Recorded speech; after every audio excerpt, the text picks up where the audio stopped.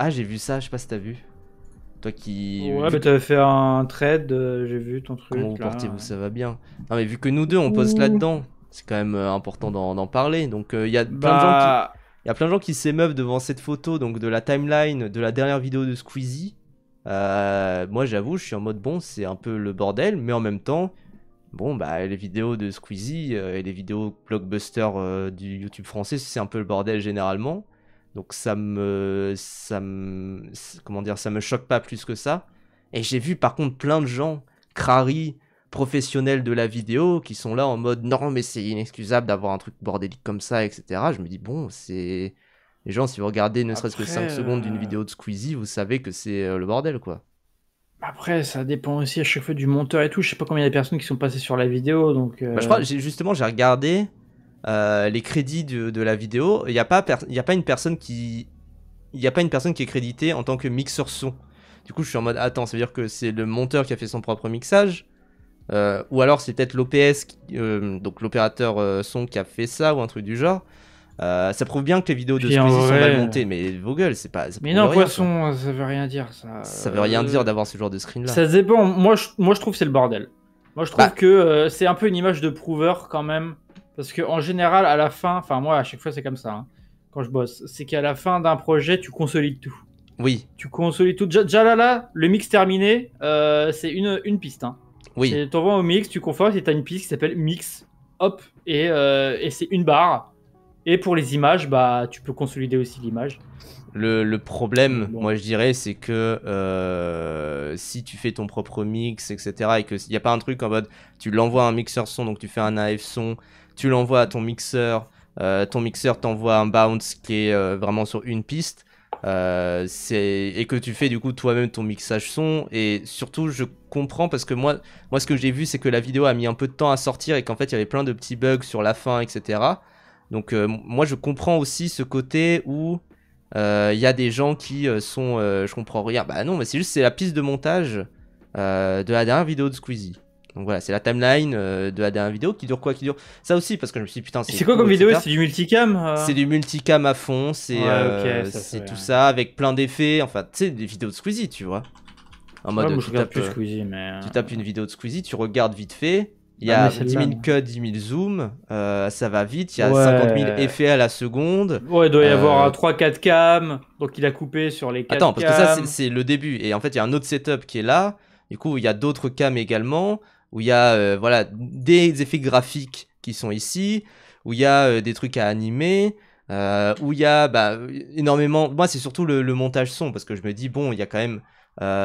Genre. 4 cinquièmes de l'image, c'est le montage son, tu vois, globalement. C'est-à-dire Oui, mais tout c'est pour ça. ça. Moi, je dis c'est un truc de prouveur de pas consolider. Ouais, Mais mais. après, voilà, c'est pour ça que ça dépend comment tu passes dessus. Par contre, j'espère que, enfin, niveau workflow, Ouais. bah, je sais pas comment ils ont géré leur truc. Je sais pas s'ils gèrent séquence par séquence Hmm. et qu'ils valident tout et qu'après tu passes à la suite. Enfin, en fait, ça dépend comment ça marche parce que une piste comme ça se fait pas en une fois et puis après tu dois repasser dessus, quel enfer. Oui, voilà. Donc, Et d'ailleurs, en c'est une fait, vidéo faut qui faire gaffe. dure C'est pas plus. si C'est une vidéo qui dure presque plus d'une heure aussi, hein. Presque une heure, donc vraiment. mais c'est pas synonyme de quelque chose en fait. Ça, c'est juste en gros une manière de travailler là, ce qu'on voit là. Moi, je trouve que c'est Voilà. bordélique, mais bon, je connais pas les personnes qui vont travailler dessus, donc. Mais en même temps, là où c'est bordélique aussi, c'est que bah moi, je sais que là, j'ai taffé comme un chien sur toutes les dernières semaines sur plein de projets très professionnels, etc. Je voyais plein de gens dire il faut consolider tout ça, mais je me dis attendez, parce que s'il y a quelqu'un qui passe à l'étalo, qu'il est obligé à chaque fois de C'est ça, re-rentrer dans globalement, les il trucs surtout là. qu'il est obligé de re-rentrer dans les trucs consolidés, etc. pour pouvoir faire son étalo, ou alors que, parce que ça aussi c'est un vrai truc, si tu fais du coup des consolidates, des séquences imbriquées, des trucs du genre, bah en fait, et que tu dois le passer à un étalonneur qui va travailler sur un autre logiciel, c'est ultra relou parce qu'en fait ça veut dire qu'il faut que tu ressortes tout, que tu le mettes en avant pour ensuite que l'étalonneur puisse trifouiller un petit peu dessus. Donc ça là-dessus je me dis Ou en alors ils vrai ont. c'est Ou possible alors qu'ils ils aient ont. étalonné directement sur Avant. Premiere aussi. Peut-être qu'ils ont Avant étalonné ça... avant de faire le montage. Bah, s'ils ont tout leur plan master et tout, ça peut se faire aussi, tu vois. Mais ou alors qu'ils ont mis un LUT. Ils Ouais, ont c'est déjà possible qu'ils aient paramétré mis un juste une LUT, lutte. genre une sorte de en gros une LUT, c'est une sorte de pré-config d'étalonnage, on va dire, Voilà. Parce que qui est sur la caméra. généralement les Et caméras en fait vous donnent un truc qui est très gris. Et du coup, vous Ouais. appliquez une lutte pour retrouver à peu près les couleurs Pour visibles. lutter pour. Ça veut dire quoi, lutte Je sais plus exactement. Attends, lutte. Lumétrie, un truc comme ça. Lutte, c'est lookup table. Non, c'est pas ça. Je sais plus exactement. Mais lutte cinéma. Lutte cinéma. Tac. Oui, non. C'est des Qu'est-ce lookup qu'un lutte tables, visiblement. Lookup Ouais, table. bah, voilà. Bon, bah, ok. Fichier d'étalonnage de couleurs prédéfinies, vous utilisez en post-production. etc. C'est ça. Mais du coup, moi, je me suis intéressé. Je me suis dit, bon, ok, du coup, il y a un chef monteur, un monteur. Ok. Un étalonneur, un graphiste. Et du coup, je me suis dit, il n'y a pas quand même de mixeur son. Donc, Ouais, bah, ça a l'air d'être les monteurs. je pense que c'est le monteur. Parfois, c'est le chef opérateur son qui Ouais, mais fait il est son crédité dans les deux, propre normalement. mixeur, mais normalement, oui, il est crédité dans les deux. Donc, c'est ça qui me fait un peu bizarre. Et du coup, enfin, je vois qu'il y a quand même des vrais teams, enfin voilà, des machinaux, des chefs élect, tout ça, qui sont sur le plateau. Mais derrière, je me dis, mais attends, comment dire, au Mais niveau de l'espace après- de montage. Après, je finis là-dessus. C'est que, en fait, c'est des nouveaux processus et c'est souvent des gens qui sont auto-formés qui font ça. Et c'est pas des gens qui passent par les boîtes de prod classiques pour pouvoir vraiment prendre ce qui a été fait dans telle boîte, l'adapter à ce qu'ils font. Typiquement, moi je sais que par exemple j'ai un projet zéro qu'en fait j'ai construit grâce à ce que j'ai vu un peu partout dans des boîtes en prenant ce qui m'intéresse pour mes projets, ce qui m'intéresse pas, etc. Mais après, faut aussi se dire qu'un workflow qui est en flux extrêmement tendu comme ce genre de vidéo là, parce que ça, cette vidéo elle est sortie avec un peu de retard, donc ça veut dire qu'ils étaient sur la fin en train encore de faire l'export et pas qu'ils l'avaient prévu à l'avance. Ouais, puis d'une heure à exporter, faut être sûr de Voilà, que l'export soit bon. Hein. c'est ça, et même limite je pense que ça fait peut-être plus de 2 heures à exporter un truc du genre, pour un truc en 4K comme ça, et même à Ouais. uploader, tout ça. Donc je me dis, en fait c'est des workflows qu'on mettra je pense un peu du temps avant de bien comprendre et de bien savoir comment ça pourrait marcher aussi. Donc c'est pour ça Ouais, puis, qu'il ne faut pas non plus juger sur juste un plan de montage comme ça. Déjà que ça Oui, ne ça veut veut rien rien dire de la dire. qualité de la vidéo. C'est juste ça veut dire quelque chose de la manière de fonctionner de YouTube en général. Et voilà quoi. Mais ça peut aussi être un mauvais workflow. Ça peut être des Bien gens sûr. qui travaillent de manière pas de la meilleure des façons, de pas de manière la plus optimisée possible, mais que c'est comme ça qu'ils fonctionnent et que c'est des gens de confiance et que du coup on continue comme ça. C'est Bien possible sûr. aussi. Hein. Mais ça rejoint aussi, c'est-à-dire que comme c'est des mauvais workflows aussi parce que c'est tout nouveau. Tu vois, il y a ce côté-là. Et que quand on commençait à travailler avec du Avid, des trucs du genre, on avait déjà des workflows catastrophiques qui faisaient qu'on refaisait 50 fois les mêmes choses, etc. Donc c'est pour ça que moi je Ouais. serais pas non plus à juger et je vois plein de gens juger ce genre de timeline en disant non, il aurait dû faire ci, il aurait dû faire ça. Oui, bah oui, t'es pas là dès le début du projet. Hein. Voilà, ça fait un peu Parce que- aussi inspecteur des travaux finis, tu vois. Bah, c'est pour ça, par exemple, enfin moi j'ai surtout travaillé en tant qu'assistant monteur en fin de projet, et Ouais. c'est toujours un nouveau ride de découvrir un projet en cours et t'es en mode ok alors ils ont fait ça comme ça et tout et machin. Et moi là où j'ai bossé c'est surtout pour des trucs de pub, de clips et c'est sur minimum 3-4 formats différents. Avec plusieurs, donc déjà faut se retrouver genre pour un film t'as genre 5 versions différentes et puis t'as des timers différents entre 30 et 15 secondes, etc. Et du coup quand tu dois tout changer tu dois prendre connaissance l'arborescence de la chose et ah oui d'accord là en fait il a fait des pré-configs de ce truc là donc si je change cet élément là ça va modifier l'autre. C'est toute une gymnastique mentale qu'il faut avoir et que voilà, inspecteur des travaux finis c'est facile quand t'es pas là depuis le début, mais je les invite à passer après à faire du boulot d'assistant monteur si c'est si simple que ça, quoi. Déjà, c'est ça. Et aussi, chaque boîte va bosser différemment. Oui. Parce qu'en fait, chaque boîte va avoir sa propre manière qui... En fait, t'essayes de l'expliquer et si t'essayes de l'expliquer et que ça comprend rien, et que tu comprends rien, bon bah ça veut dire que en vrai il y a peut-être un truc qui en fait, souvent il y a des traumatismes en fait qui sont liés à des manières de travailler et d'avoir travaillé. Non, il y a pas de problème de montage, c'est juste il y a des gens qui jugent cette timeline, soit en mode oh le travail est incroyable parce que ça c'est vrai, il y a plein de gens qui disent oh le travail est incroyable, Il y a plein de pistes, oh là là. Bon, ça ne veut rien dire, mais oui, puis attends, parce que les plein de pistes, ça se trouve, hein, il y a un monde hein, où t'as genre un tiers des pistes qui sont masquées. En offline, ouais. Des trucs comme ça, parce que souvent, en montage, tu surpéposes des éléments et tu les supprimes pas si jamais tu en as besoin, mais sinon à l'export, tu masques ça et tu les désactives et voilà. J'ai l'impression en plus par endroit de voir des trucs offline. Mais pour moi, là, surtout en haut, là, genre tout le truc vert kaki, là, pour moi, il y a plein de trucs pas utilisés qui sont qui sont mis autre chose. Enfin, pour moi, il y a ce truc-là. Oui, c'est possible. C'est obligé qu'il y a des trucs masqués. Puis c'est possible même qu'il y ait des trucs, tu sais, qui sont au son, qui sont tellement bas et tout, que en fait tu les entends vraiment à peine.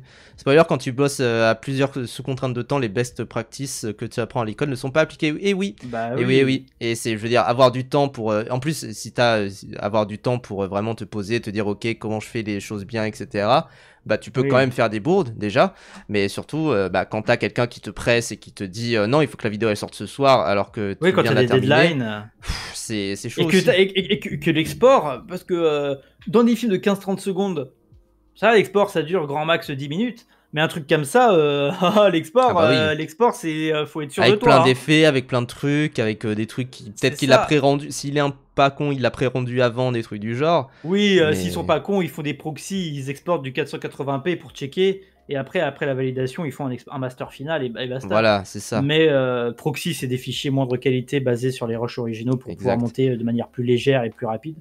Mais voilà, mais parfois en fait tu vas dire ta méthode personnelle à une boîte de prod, elle va te regarder avec des grands yeux, sauf qu'en fait cette méthode là tu l'as apprise dans une autre boîte qui en fait elle l'applique comme ça depuis 10 ans et où il n'y a aucun problème. Et c'est ça, et aussi les profs que tu apprends, enfin en général les profs d'école de cinéma, bah, c'est des professionnels qui ont leur propre méthodologie et leur propre façon de faire. Il y a des profs que j'ai eu à mon école qu'on donnait des bons conseils, des bonnes astuces et des bons trucs, et des fois c'est des gros boomers ils sont en mode ouais bon ça ce que tu dis de faire, bon ça en fait il y a une autre façon de monter les trucs, de dérocher beaucoup plus pratique. Oui, des fois t'apprends les choses aux professeurs aussi, ça c'est drôle. Parce qu'en fait ils sont pas au courant de comment ça marche. Oui c'est ça, ou des fois je suis pas assez efficace. En mode à un moment on m'avait fait le truc en 3 points. Bon bah finalement en 3 points c'est bien dans certains cas, mais dans beaucoup d'autres cas t'es vraiment non, tu t'en bats les couilles. Oui, le montage en 3 points, oui. Ouais voilà, mais avec un in-out, un in, enfin parfois tu es juste là en mode non je vais faire un in et puis c'est tout. Et puis des fois il y a des cas très précis où tu as besoin de ces techniques là, enfin c'est un métier à part, c'est un métier qui est incroyable, c'est pour ça qu'avec PAF on aime faire ça aussi. Ah bah oui. Et en plus ce que j'aime bien dans ce métier, c'est que tu te mets à avoir beaucoup d'intention pour un truc de merde. Oui. Genre des fois t'es beau, attends, genre tu bosses pour un truc de tracteur et t'es en mode attends, parce que là il faut là la roue elle faut qu'on la voit, on la voit pas assez bien, qui tourne, etc. Alors quand t'as fini ton projet, t'es en mode mais je me suis cassé le cul à faire un truc de tracteur de con. En plus, parce que ça tu dis ça, mais parfois t'as aussi les demandes du client qui sont un peu bizarres aussi par moment. Ça c'est vraiment un autre monde. Mais des fois tu dis un truc, tu dis oh putain, alors ça on peut pas le faire autrement, ils vont trouver que c'est de la merde, mais bon ils voient pas le problème. T'es en mode ah oui d'accord. Par contre le pixel de con d'un pixel à la con sur 2 frames, ça ils vont te le dire, ah non ça par contre faut zoomer là-dessus, refaire un entourage. Enfin, tu sais, il y avait une modification qui était moi j'arrive toujours, enfin quand on m'appelle c'est en fin de projet, juste pour les dernières modifications et les retours des clients et tout. Il y avait une modification, je devais encore remplacer des plans, et t'as un des plans, c'était blanchir la main de quelqu'un. Oui. Donc c'était vraiment en mode oui bon ok. Et parfois c'est pas ton job et tu sais pas comment faire ou des trucs du genre, et ils comprennent pas que en fait parfois ils comprennent pas que quand ils font une demande ils pensent que c'est ultra facile et que tout le monde peut le faire, mais en fait pas du tout, il faut vraiment de la spécialité, la spécialisation là-dessus. Et moi là où je voulais en venir aussi, c'est que moi pour avoir bossé avec plein de monde dans ce milieu, enfin voilà, plein de types de projets, c'est que des fois il y a des comment dire, tu reconnais rapidement les monteurs qui ont été assistants monteurs et qui savent du coup ce que c'est que de passer derrière toi pour cleaner ton projet ou des trucs du genre, et que parfois c'est casse-couille, et les monteurs qui ont direct été monteurs et qui en ont rien à foutre et qui montent comme ils veulent, et en fait tu sais ils font des trucs où en soi il faudrait qu'il y ait 3 clics en plus dans leur flow de création pour que derrière on ait 3 minutes ou 3 heures en moins à passer. Genre moi j'ai déjà vu des trucs où en soi le mec en fait il faisait un montage et il disait oh ça lag, du coup je vais rendre le montage et le remettre après dans mon, et en fait retravailler d'après ce montage là là-dessus. Sauf que derrière toi tu passes après et t'es là en mode bah comment je peux passer les rushs à quelqu'un d'autre genre tout simplement. Enfin voilà, c'est vraiment, il y a plein de trucs comme ça. Moi des fois il y avait des trucs où bon, j'avais des deadlines d'export, etc. Et du coup c'était du versionning. Et du coup le versionning c'est ce que j'avais dit, c'est genre ce film là en 16:9, faut le sortir en 4/5e, en 9/16e, etc. Et en fait c'était sur After, c'est plus pratique sur After de faire du versionning. Et sauf qu'au bout d'un moment, l'arborescence était trop, j'étais trop extérieur au truc, donc j'ai fait bon, je vais dupliquer le projet et comme ça, un projet par version et comme ça, je peux changer ce que je veux sans niquer tout le montage en fait, Ouais. tous les films. Oui, oui. Parce que du coup, parce que surtout sur After, il y a tout un truc où tu lis des éléments à d'autres éléments qui sont liés à d'autres. Oui, et des du coup, précompositions, voilà, des en sous-compositions. gros, c'est un Jenga. T'enlèves Ouais. une pièce, ça change tout. Donc j'étais Ce en qui est mode d'ailleurs bon, très allez. pratique à plein d'aspects en fait. Ah oui. Du coup, mais bon, pour pas foutre la merde, j'étais obligé de dupliquer le truc et puis voilà, et puis j'ai modifié tout le reste. Ouais. Ce que se fait voilà, tout le mais, temps, hein, vraiment. c'est le métier et c'est voilà. Et un truc aussi qui fait que chaque monteur est différent. Si vous avez l'occasion de faire, moi j'aime bien faire ça, c'est un peu une petite curiosité rigolote, c'est de regarder les raccourcis clavier des gens sur la session et tu vois que tu passes du coq à l'âne, c'est tellement différent. Oh, une fois, dis-toi. J'ai découvert des fenêtres, je me demande, mais le gars utilise cette fenêtre constamment, quoi. Oui, mais une fois, dis-toi, j'étais arrivé et en fait, je devais setup une salle pour une projection. Et du coup, j'arrive, j'ouvre le projet, tout ça, j'appuie sur play, j'appuie sur espace pour lire la vidéo. Et ça ne se lit pas, je suis là en mode quoi, qu'est-ce qui se passe, qu'est-ce qui bug, etc. C'est un truc. Oui, parce que c'est première aussi, des fois t'es en mode oh, qu'est-ce qui casse les couilles. C'était sur Avid là-dessus, mais bon, c'est pareil. Putain, oui, et du coup, j'appuie sur espace pour faire play, ça marche pas. Je me dis putain, merde, qu'est-ce qui se passe? Je fais plein de trucs, je modifie l'impédance du projecteur, etc., la source du projecteur. Au final, je regarde les raccourcis clavier et je vois qu'en fait, la touche espace ne fait pas play, elle fait autre chose et du coup il a mis sur tab le fait de play et du coup je suis là en mode quoi.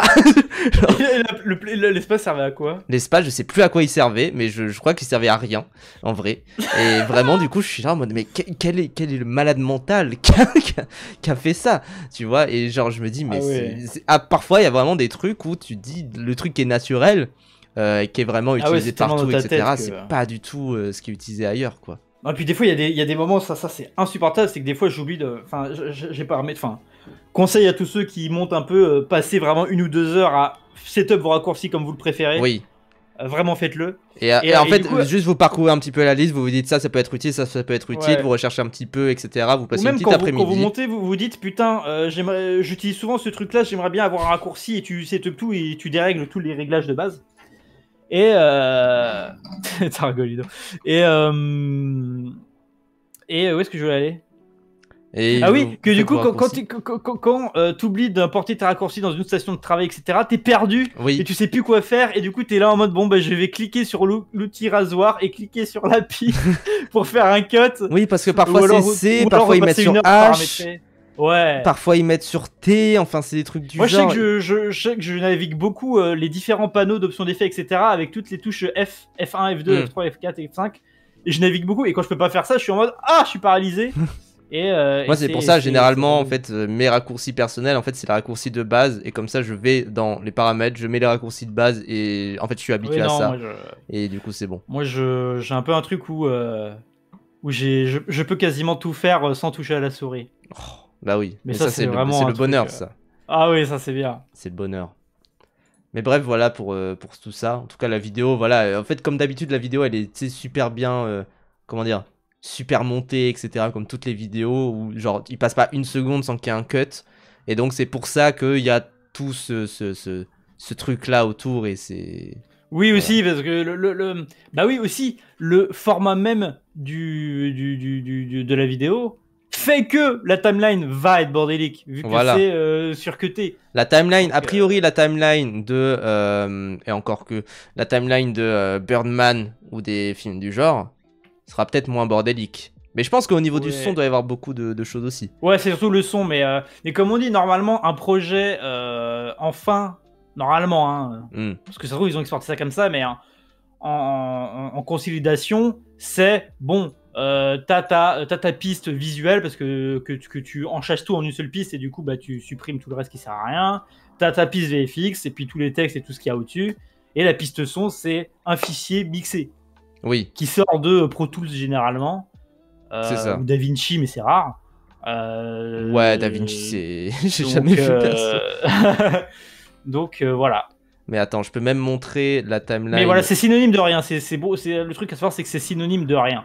Je peux même montrer, attendez, parce que là, du coup, vous voyez plus Brivan pendant 5 secondes, le temps d'ouvrir le projet, mais je peux montrer... Alors, parce que vous vous dites ça, cette vidéo-là, peut-être les gens qui me connaissent la vidéo que j'ai faite, donc Génie Accidentel, et vous vous dites, putain, ça va être le bordel, cette timeline. Alors attendez, j'ouvre le projet, c'est juste ça met du temps. Oh là Mais là. la timeline, en soi, c'est genre... Il y a rien, hein. Il y a pas grand-chose, hein. Vraiment. Genre, attendez, je vous montre. Tac, alors attendez. Comme ça. Tac, je prends juste un petit screen. Screen timeline, je me note. Tac, je mets ça plus bas et je vous montre tout de suite la timeline. Donc vous vous dites, putain, il y a trop... Parfois il y a 2 écrans, 3 écrans, ça ressemble à quoi?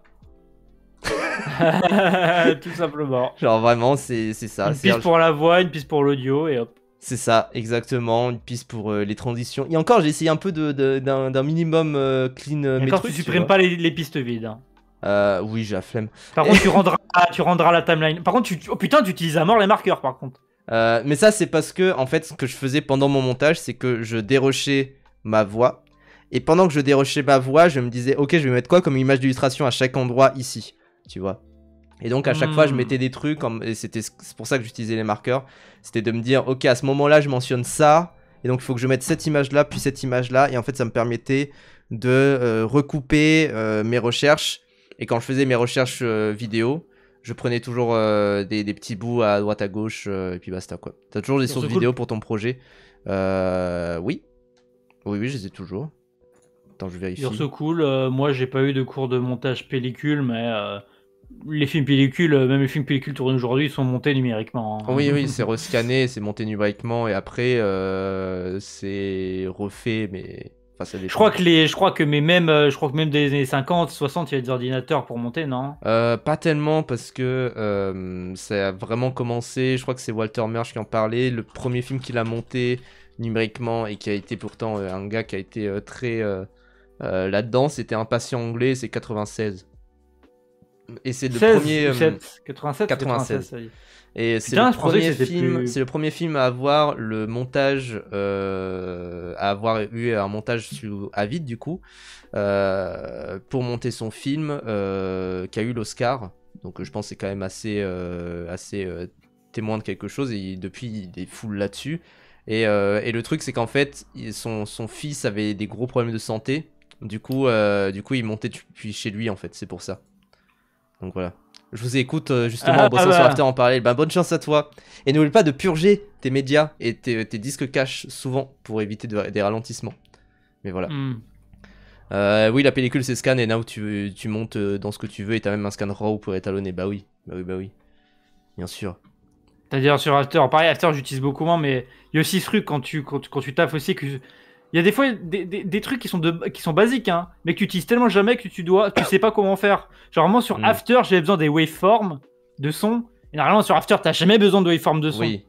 Et du coup, je savais pas comment faire, j'ai regardé sur Google aussi. Gros classique, ça. Oui, ça, alors ça, vraiment, tous les monteurs que je connais, il y a un moment où ils seront sur Google à rechercher comment on fait ça. Oui. Peu importe qu'ils soient dans la boîte depuis 20 ans, depuis 10 ans, depuis 5 ans, mais tout simplement déjà parce que la technologie ne fait que évoluer. Et donc nos outils de travail ne font que évoluer. Donc c'est en fait tout est normal hein, là-dessus. Tout est normal. Moi, il y avait un moment, c'était un gars, une immense tête, du montage, etc. Enfin, plus en mode matheux, qui avait bossé sur Vidoc, machin.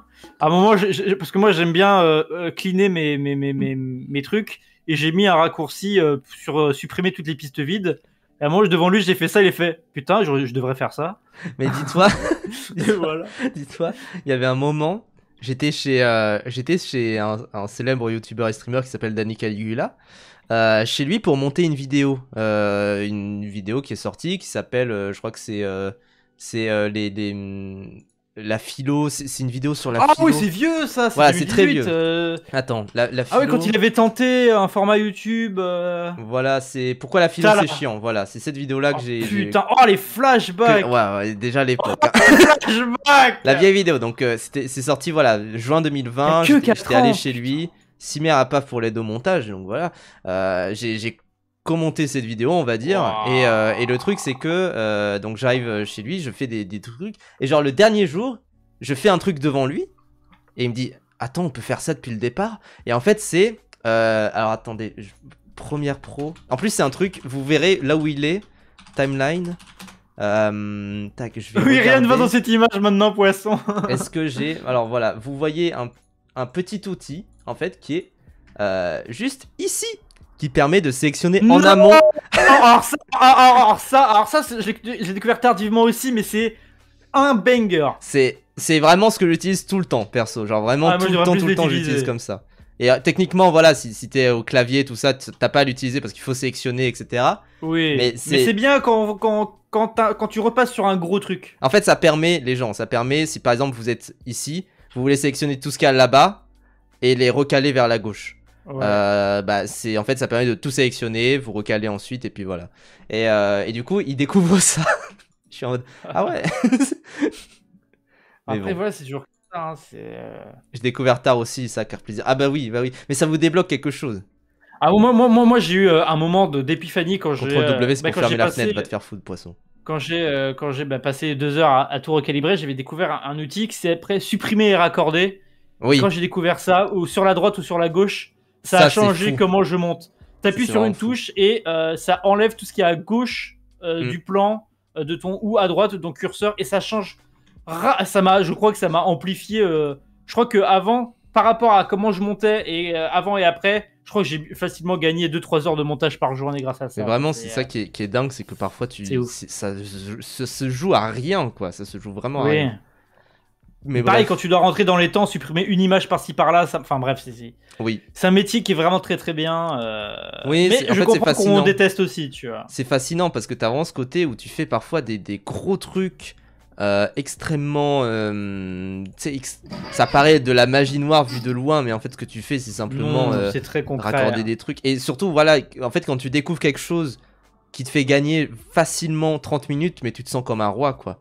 Moi, j'ai découvert j'ai découvert récemment en plus que sur Avid, quand t'as plein de plans et que tu peux les synchroniser par la timeline, en fait, t'as pas à prendre donc des plans vidéo et des plans audio que tu peux synchroniser par le timecode.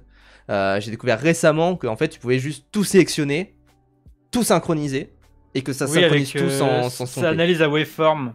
Non, même pas, juste au timecode, ça peut le faire comme ça. Après, oui, tu peux faire analyse waveform. Ça Ah aussi. ouais, il faut que ça soit bien fait de base, non? Oui, oui, il Ça, faut le que ça timecode, faut que ça soit nickel de ouais. base. Parce que Parce sinon. que moi, à un moment, j'ai dû faire des synchro-sons Ah oui. sur des rushs des rushs du coup avec la caméra qui n'avaient pas d'audio, pas de clap, pas d'annonce.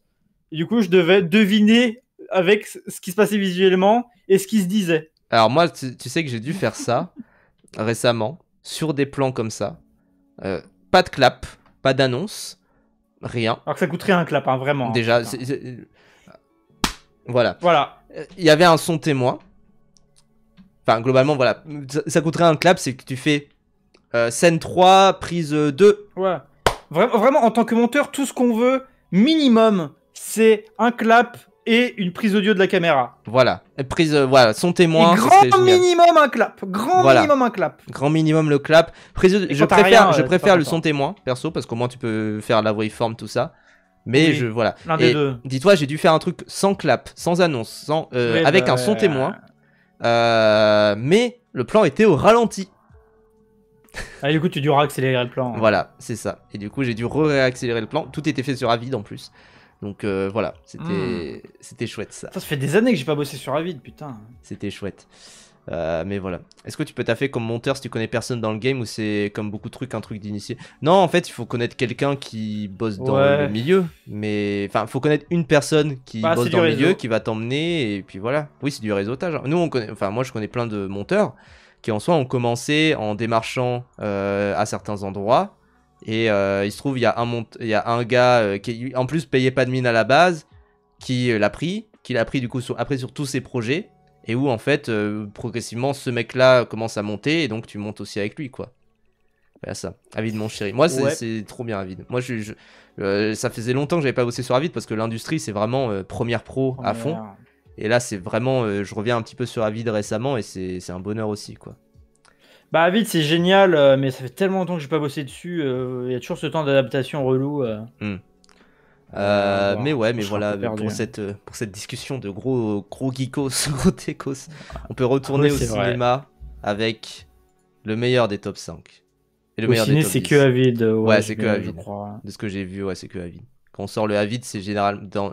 Je bosse dans une boîte de prod où c'est beaucoup de pubs, de longs métrages, de courts métrages, tout ça. Avid, le long métrage, c'est que du Avid. Le reste, c'est un peu qu'il veut, et puis voilà. Mais bon. Ce que Avid, c'est que c'est tellement un gros truc de chantier. En fait c'est incroyable pour comparer les plans, en fait. Enfin, moi, c'est surtout là, j'ai l'impression, où tu peux vraiment être beaucoup plus précis sur les images en fonction de l'autre plan, et tout est pensé pour, quoi. C'est intéressant, en tout cas, de discuter des outils, ça démystifie ce truc qui fait peur aux noobs comme moi. Bah, en fait, le truc, c'est que, ouais, les outils et les manières de travailler, ça compte, enfin, c'est entre le monteur et son propre temps, tu vois, on va dire.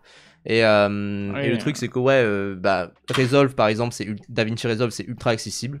Premiere Pro, c'est ultra accessible. Si vous voulez faut vraiment une formation. Installer DaVinci. Avid, faut vraiment une formation et il faut vraiment comprendre comment ça marche parce que c'est toute une autre logique. Mais cette logique a beaucoup de sens et ça fait extrêmement peur.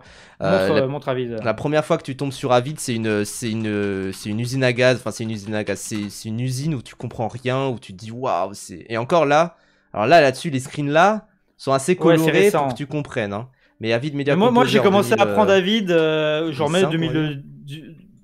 Ouais, voilà, c'est comme ça. Moi, j'ai connu comme ça. Voilà, et globalement, les versions que je vois généralement ressemblent à ça. Et en fait, c'est beaucoup plus, comment dire, c'est basé sur le fait que tu importes les rushs nativement dans la machine. Et ensuite, en fait, c'est beaucoup un truc où tu vas travailler tes chutiers. Donc les chutiers, c'est les dossiers à l'intérieur du logiciel. C'est un truc avec beaucoup de fenêtres. Voilà, et là où par exemple, Premiere, c'est beaucoup basé sur ta timeline. Et là-dessus, c'est pour ça que ça a un sens de le travailler à vide sur du long métrage. C'est que, en fait, tu vas regarder... dans un long métrage, tu vas constamment revenir au rush précédent, regarder, etc. Et du coup, t'es moins sûr. Et donc, c'est pour ça que ça a beaucoup de sens, en fait, de travailler basé sur Avid pour du long métrage. Et voilà, moi, je trouve ça fait tellement plus précis. Ça, c'est un screen qui fait peur. Hein. C'est un screen qui est terrifiant. Oui. Mais par contre, voilà. Oui, Avid créer ses médias, c'est ça que je voulais dire. Avid créer ses médias dans les Avid Media Files, dans MXF, et donc c'est avec un format propriétaire, ce qui fait qu'en plus, comme c'est un format propriétaire, il va beaucoup plus vite, en fait, que beaucoup de logiciels. Enfin, il va beaucoup plus vite. Premiere Pro, il y a ce truc où si le fichier est trop gros, si le truc est trop gros, ça va quand même aussi créer ses propres fichiers. Moi, j'ai surtout travaillé en link, moi, sur Avid. Voilà, oui. Ce qui n'est pas la meilleure idée. mais ça dépend, voilà, de comment tu travailles en école. Mais le truc, c'est que en fait, Avid, Premiere Pro, tu peux lui mettre plein de rush. Au bout d'un moment, il va commencer un peu à laguer et un peu à souffler. Avid, j'ai rarement vu des cas de Avid qui souffle et qui mouline. Genre vraiment. Tu bosses pas avec 500 sources déjà compressées qu'il faut décoder, réencoder. Voilà, c'est ça. Et du coup, c'est pour ça que Avid, c'est vraiment une machine où en fait tu peux lui mettre des centaines et des centaines de gigaoctets de rush. Il va pas souffler. Et ça là-dessus, c'est un bonheur. Et putain, là où je voulais en venir, c'est que par contre, c'est pas du tout un logiciel qui est polyvalent. C'est-à-dire, c'est vraiment si vous voulez faire des effets spéciaux, bon courage. Non, les effets spéciaux, du coup, c'est là où Avid, c'est pour ça que dans le clip, c'est pas utilisé le clip de la pub. C'est qu'en fait, quand tu dois faire des allers-retours Adobe Avid, c'est chiant. Ça galère. C'est tellement chiant. Tu dois faire un export précis d'un autre truc et que, enfin. Oui, avec Premiere aussi, t'as les doublons. Salut Terragno. Mais les effets sur Avid, c'est hérité de ça en labo. Oui, voilà, c'est pour ça que c'est. En fait, à chaque fois, ne serait-ce que genre mettre une image avec de la transparence, c'est galère.